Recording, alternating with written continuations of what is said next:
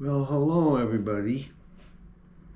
Today we are in chapter 9 of the book of Revelation.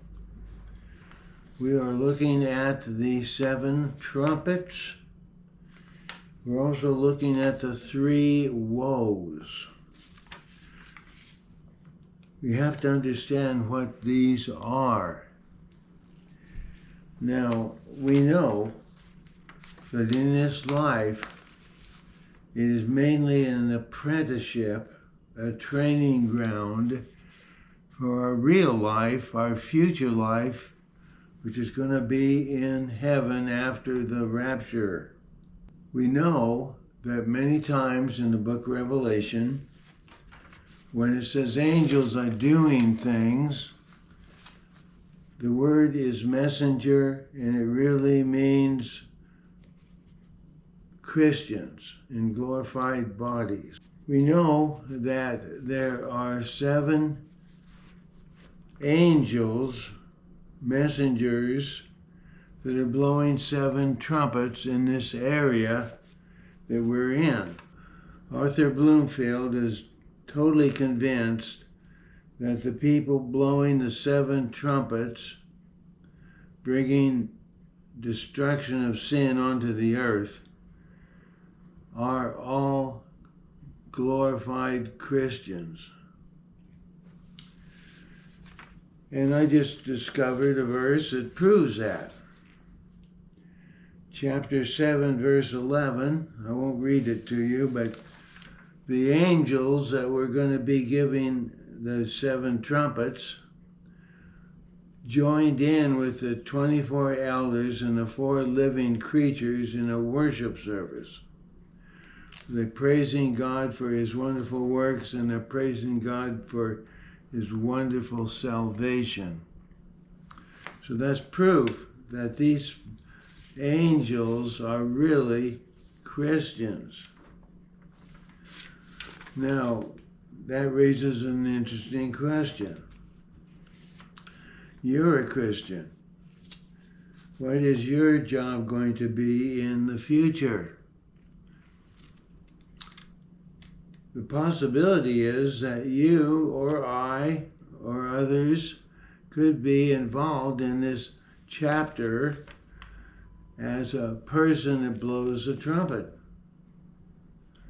Very likely. And I think to enhance that probability, we need to memorize what these 7 trumpets are doing. The first 4 trumpets that are blown issue in the first 4 plagues on inanimate subjects. The earth, the sea, the rivers, the sun are all affected and changed from their curse under the fall. They changed to being more appropriate, more like the Garden of Eden. Consequences of sin are being removed by these plagues. That's the purpose of them. The 5th trumpet, 5th Christian blowing the trumpet, introduces the 5th plague, and it consists of 5 months of torment on the human population. They don't die, but they're 5 months of torment, and they want to die, but they can't. The next plague is the 6th plague, where 4 demons are released from the Euphrates River, and they are in charge of 200 million demons that torment mankind. We're going to read about that today. They kill 1/3 of the human population. They also gather wicked people and put in their mind a desire to travel down to the Valley of Armageddon to attack Israel. And then there's a seventh trumpet, seventh, last woe. It's on earth and it's also on men. There's the biggest earthquake that ever happened in the history of the earth. And I think that Isaiah 24 describes it. Where the earth rocks and reels into space. All the mountains fall down, all the islands are falling into the ocean. The armies gathered together by Antichrist are actually going down at this point and starting to attack Israel. Babylon is destroyed. And then there's great hail that comes, 60 to 65 pounds of each ice pebble. It's going to be amazingly destructive on the earth. I think it will take away the Dome of the Rock and the El Osc Mosque. Then right after that, Christ does come back. Now, let's take a look at the three woes. Three woes involve demons released from hell to torment Antichrist and his people on this earth. Now we know from the near-death experiences stories that people in hell describe, when they return to earth, being tormented 24 hours a day by wicked demons who pull their flesh right off of their bones. They feel all the pain associated with that action. Then their flesh regrows back and the demons tear it off again. Repeatedly. Extreme pain. Well, these very same demons are released to people on the earth, so they can experience what obedience to Satan and Antichrist is really like. At this time, Antichrist is promising to people a false millennium. He promises them that they will be able to fulfill all of their lusts of the flesh with no consequences. They'll have eternal joy and happiness and riches. Well, God is refuting these false claims of Satan with the truth, showing them exactly what life under Antichrist is going to be like. Satan and his fallen angels, demons, will be thrown back into hell for 1,000 years, a millennium. They will be released temporarily at that time to destroy the wicked again after the millennium. Now, verse 9, verse 1, the fifth angel sounded, and I saw a star fall from heaven to the earth, and to him was given the key of the bottomless pit. He opened the bottomless pit, and there rose smoke out of the pit as the smoke of a great furnace. The sun and the air were darkened by reason of the smoke of the pit. And there came out of the smoke locusts on the earth. And to them was given power, as the scorpions of the earth have power.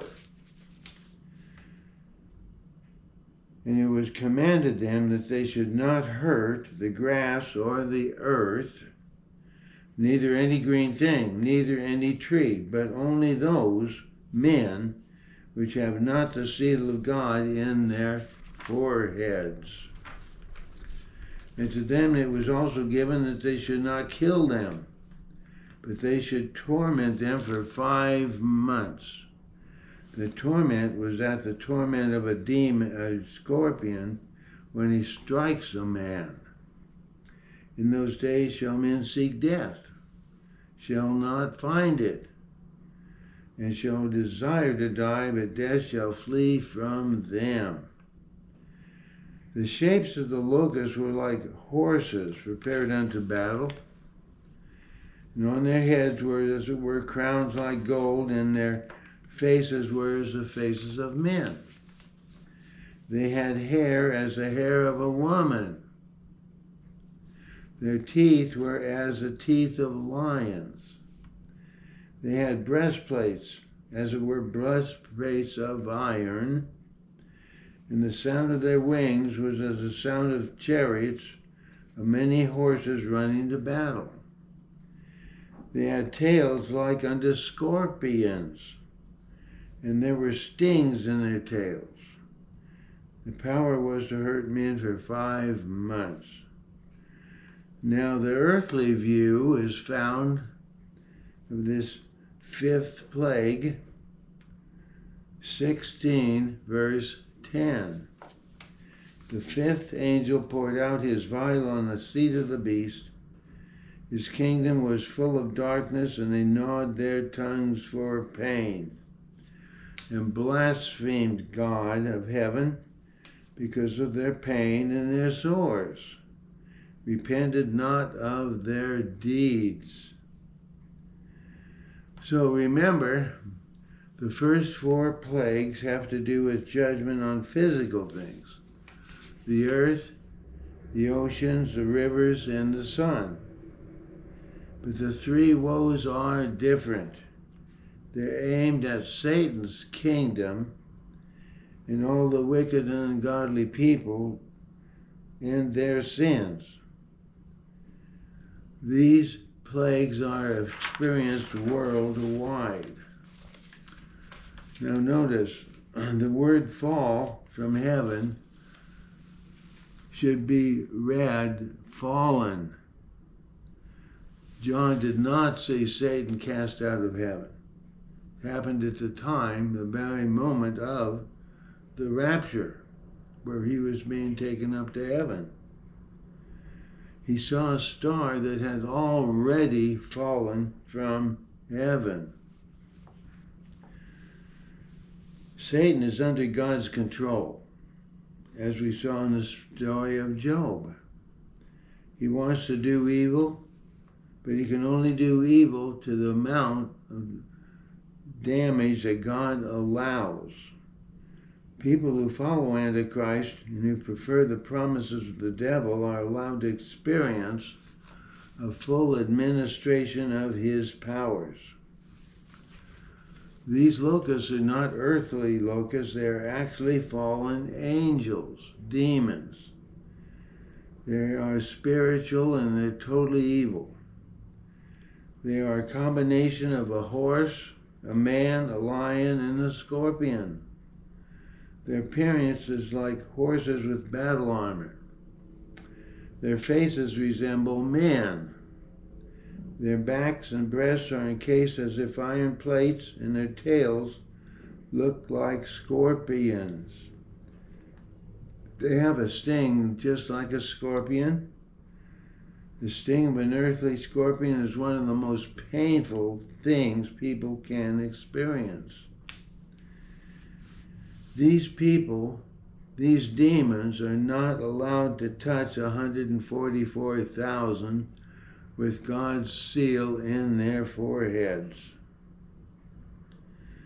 Their king is not Satan. He is, even though Satan's in charge of all the evil and wicked forces of darkness, Satan has released these demons from the abyss.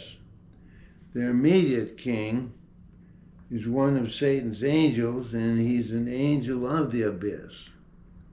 The king is named Abaddon in Hebrew, and impoetant in Greek, because he is a destroyer, total opposite of Christ, who is our Savior. The plague lasts for 5 months. Pain is so intense that people will try to escape the pain by death, but they're not able to die. Going on to the verses, verse 13, the sixth angel sounded, and I heard a voice from the 4 horns of the golden altar which is before God, saying to the sixth angel which had the trumpet, loose the 4 angels which are bound in the great river Euphrates. The 4 angels were loosed, which were prepared for an hour, a day, and a month, and a year, to slay 1/3 part of mankind. The number of the army of the horsemen were 200,000. I heard the number of them. That means 200 million demons. And thus I saw the horses in the vision, and them that sat on them, having breastplates of fire, of jacinth, of brimstone. The heads of the horses were as the heads of lions. Out of their mouths issued fire and smoke and brimstone. This is the heavenly view. The earthly view we see in 16, verse 12. The sixth angel poured out his vial on the great river Euphrates. The water there was dried up. Praise the Lord, that's happened already. I think the rapture is very, very close. And the way of the kings of the east might be prepared. I saw 3 unclean spirits like frogs come out of the mouth of the dragon, out of the mouth of the beast, and out of the mouth of the false prophet. For they were the spirits of devils, working miracles, which go forth unto the kings of the earth and of the whole world, to gather them to the battle of the great day of God Almighty.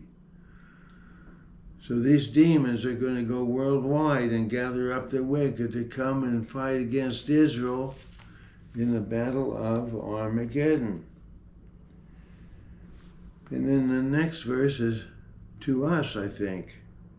Behold, I come as a thief. Blessed is he that watches, keeps his garments, lest he walk naked and they see his shame.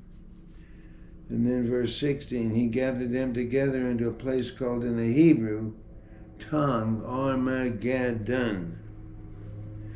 So we're going to stop at this point. I'm going to have another video specifically on the last 2 woes. So we know that the river Euphrates is dried up. I think the rapture is very close. There are many signs of a coming rapture that we see in the world. These angels, demons that are released from prison because they were kept in prison because they kept not their first estate. We're going to read more about that in Joel chapter 2 next time. So these are pretty exciting times. We have to remember that the 7 trumpets are the last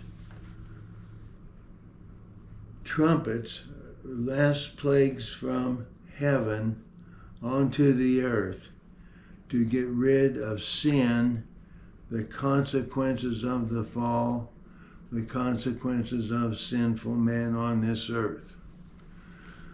And after the last trumpet is completed, the Lord Jesus Christ will come back to a earth that has been cleansed of its sinful, fallen nature. Pretty exciting times. We'll talk a little bit about this next time. Until that time, keep reading your Bible, keep praying. Lord bless each one. Bye-bye.